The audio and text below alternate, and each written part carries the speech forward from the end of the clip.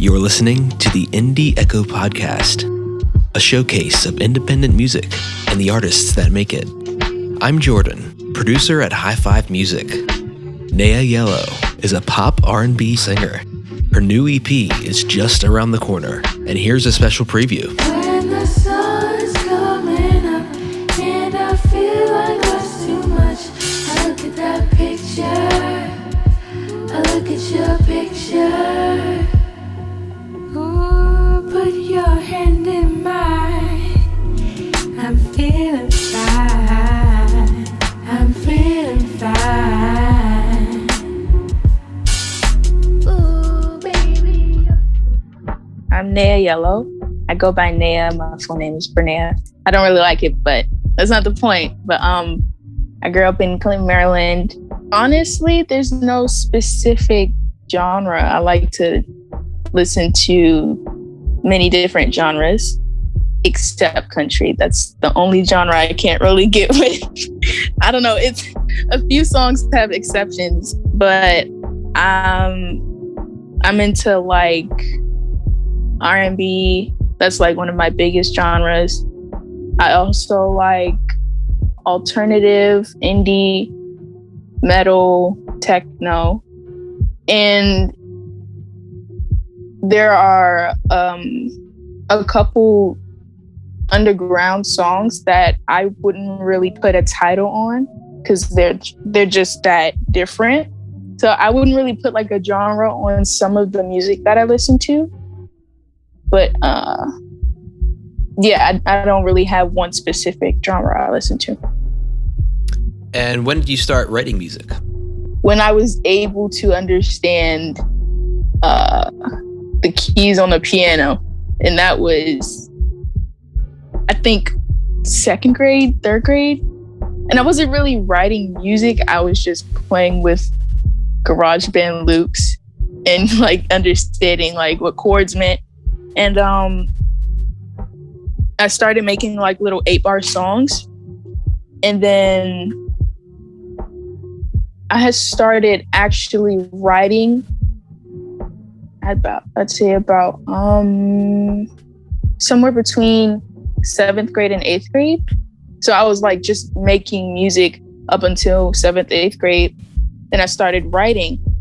And then I kind of got out of writing. So it's like, I wouldn't say freestyle, but I punch in a lot of my music.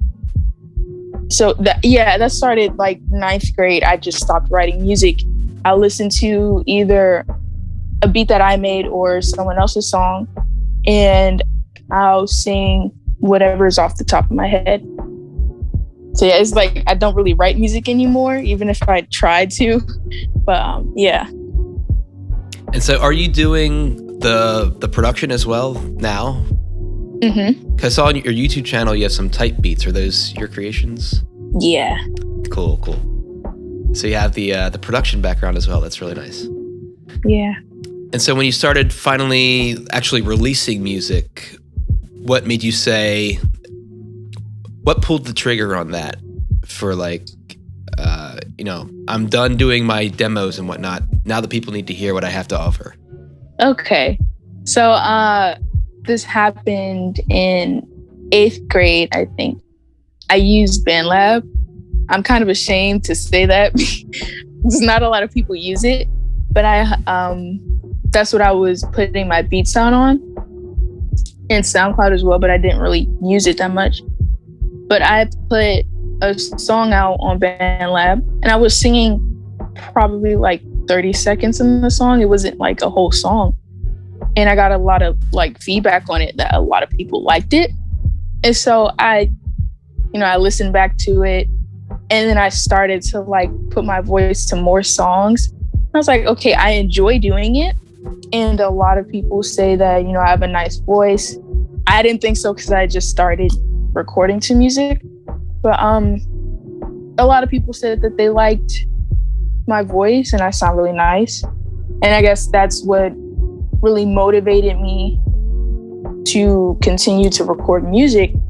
And the fact that people, from what they tell me, people can not really feel what I'm singing, but understand what I'm singing about. It, like, they relate to my music, and they say that they can like vibe to my music, and I think that's pretty cool. So I guess that's why I started recording some music. And who would you say, if any, if you have direct influences in terms of your sound or your writing style? Erykah Badu is one of my biggest influences. There's Sid. Who else? Scott James. Leon LaHavis. Oh man. There's so many, but I think just to keep it, simple, those would be like my top 3-4 people. Cool.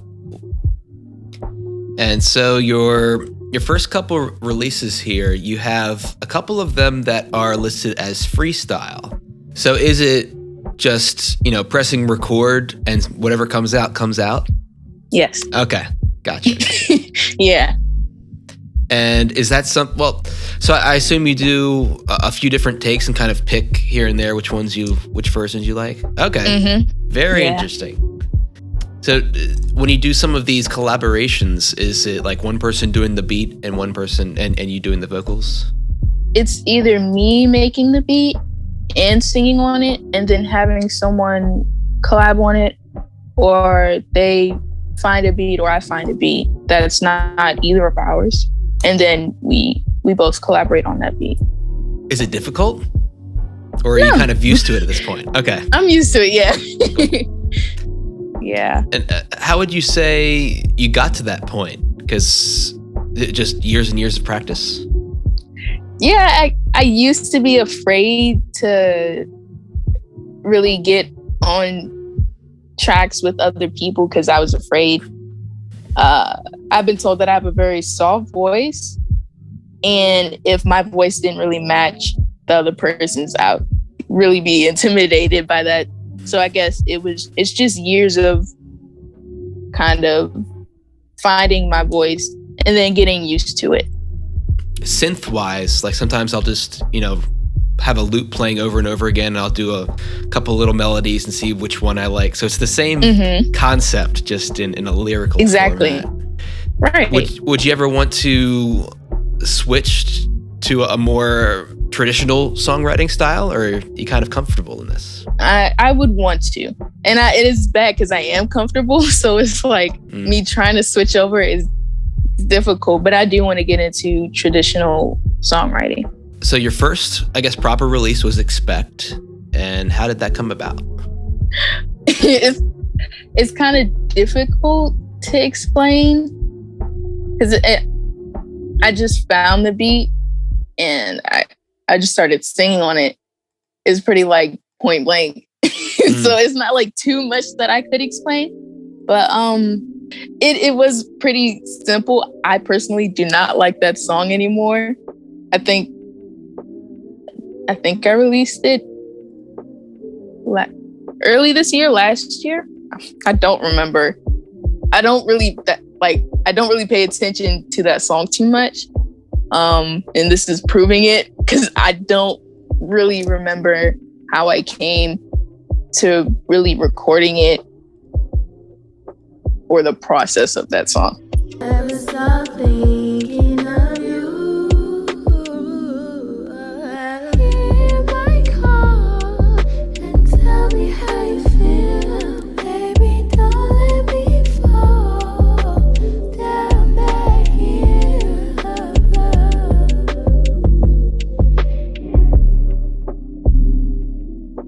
And even from a purely sonic quality standpoint, Dead Rose was definitely a next level to that. Oh yeah, definitely. And so what did you learn between Expect and Dead Rose? Expect, it's kind of, Expect and Dead Rose, they are two different songs towards two different people. Dead Rose is pretty much just a song about, you know, if I mean so much to a person, why am I in pain? You know, why did they hurt me, etc., etc., and expect it's just, it's pretty much saying, don't let me fall in love if you're not, you know, if it isn't mutual. So it wouldn't really be me learning anything between the two. It would be how I'm feeling. Like both of those songs will be how I'm feeling at the same time, pretty much. If I say something's wrong, you gon' think it's right. I've been waiting too long, almost losing my mind. You just don't give a fuck about how I feel. I'm out of love, your love just ain't real. Can you sit back and just detach? Don't shut me out, I don't need that. Don't shut me out, I don't need that. And in terms of production or vocal recording, would you say just like, was this another beat you found for Dead? Yeah.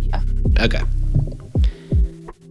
And did you learn anything about, because even the vocals sound a lot better in Dead Rose. So did you learn from YouTube tutorials, or how are you learning the process? I was kind of playing around with mixing, and I'm still learning and figuring out, you know, what effects to use and what to not use on my voice, what makes stuff sound muddy, what brings out my voice.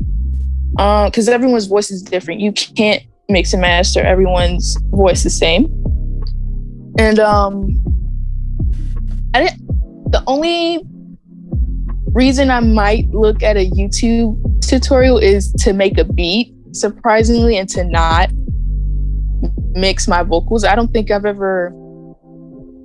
no one's really taught me to mix vocals, and I've never really like looked at a video to mix vocals. And so when you got to Home, that's a very nice mellow beat you have there. Did you make that beat? No, I didn't make Home. Okay, I didn't make that. I found that beat on YouTube.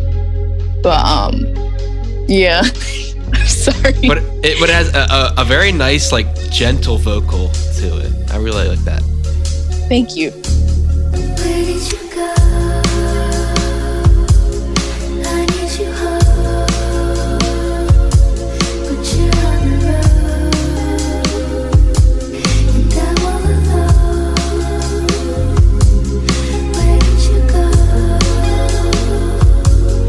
I'm all alone. You're on the road, and I need you home. Where did you go? Like the time span between Expect and Home. Expect is kind of like, you know, I don't want to fall in love, you know, head over heels.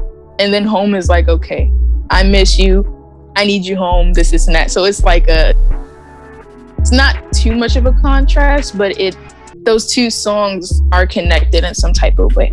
It's like an emotional through line of sorts, yeah. And so your most recent release is Kiss the Stars. For that one, you go back to a more, I guess, traditional R&B style beat, and it's really fun.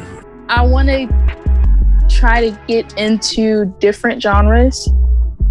I'm not too sure what I would categorize that song as, but that was just me, you know, trying to figure out, okay, what type of music can I do? And I liked it. You made my heart shoot to the sky.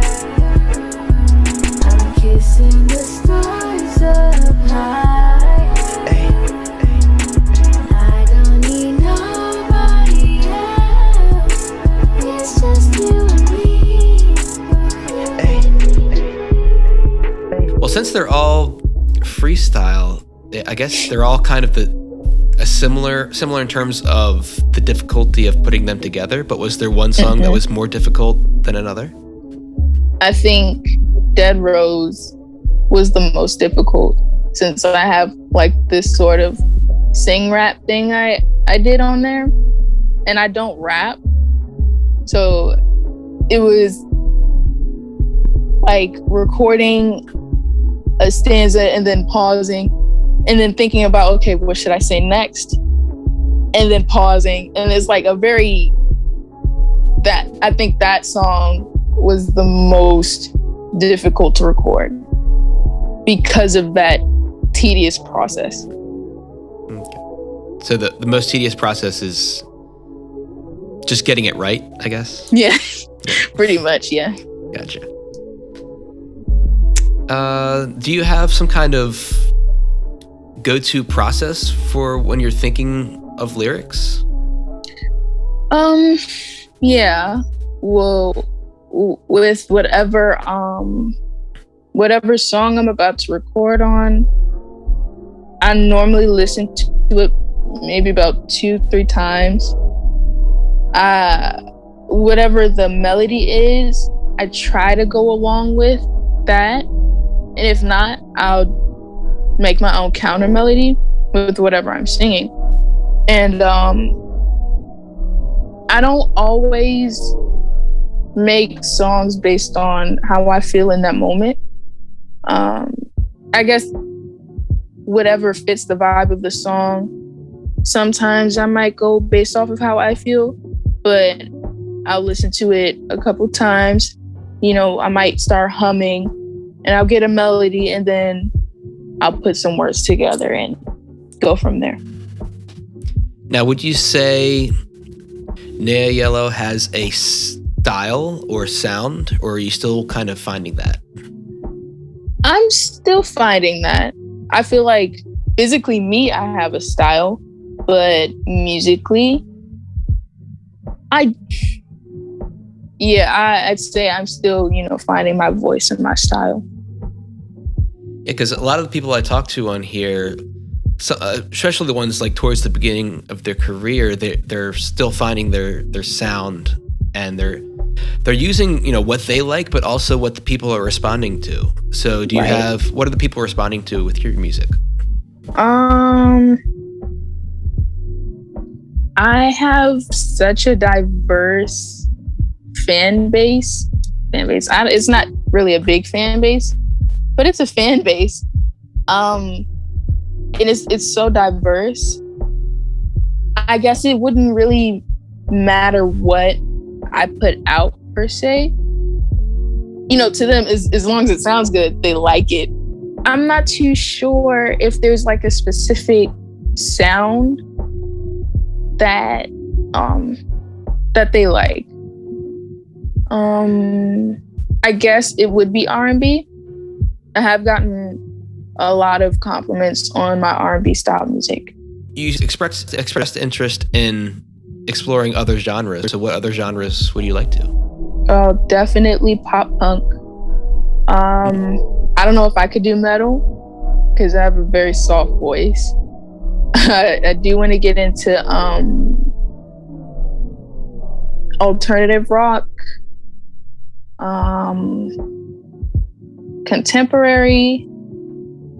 What else? I do want to attempt to rap a little more, only if I'm comfortable with it and I sound good, though. I'm not going to do anything that doesn't match my voice. Have you performed live at all? Once, yes. Okay. And I was terrified. I sounded so bad because my voice was shaky because I was shaky.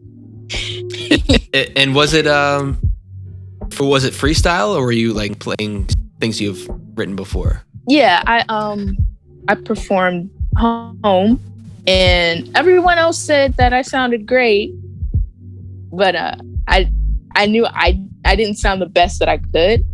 But yeah, I sang to a song I recorded. A dream collaboration of yours? Oh, man. A singer, a rapper, or a producer? There's a couple.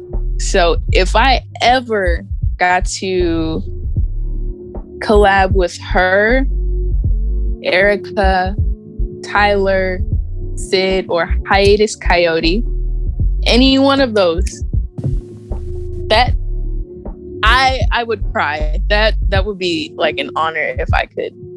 Was it an EP or an album that you're working on? An EP. How far are you in that process? It's pretty much done.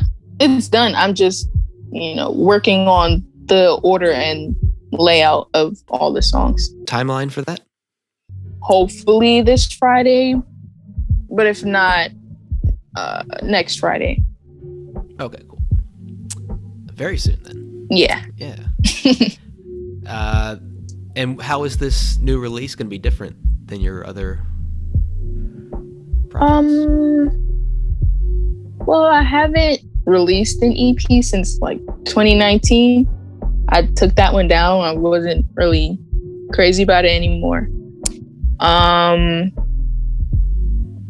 guess how it would be different. Well, it does showcase a lot of different genres.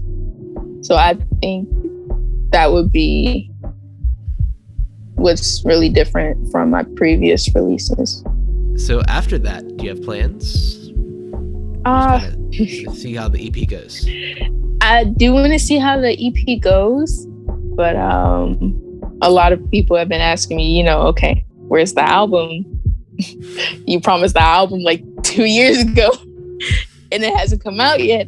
I do plan on, taking a break, not too long, probably like a couple of weeks, taking a break from music and then jumping right back into it because, with work, it's not too easy,